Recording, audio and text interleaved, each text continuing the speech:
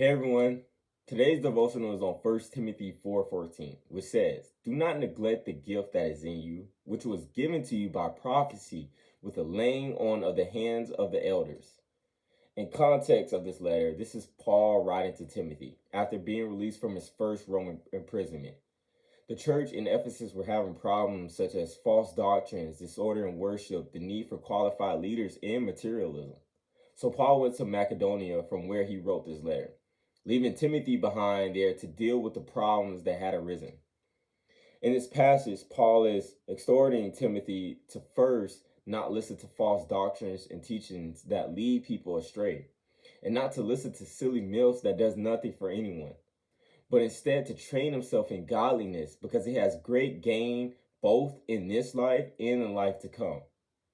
Then he exhorts Timothy to not let people downplay him because he's young, but to be a good example for all to see, and to teach these things and encourage one another, which leads us in today's verse, in verse 14, where he says, "Do not neglect the spiritual gift you have received through prophecy spoken over you when the elders of the church laid their hands on you." Now, in today's society, we may not have elders prophesying over us or them laying their hands on us, but we all have spiritual gifts that come from the Holy Spirit. Whatever your gift may be, small or big, how can you use your gift today to change someone's life? So I remember when I was working at Publix, I was having a really hard day and I was helping this man take his groceries to the car. While I was taking his groceries to his car, we were having a conversation.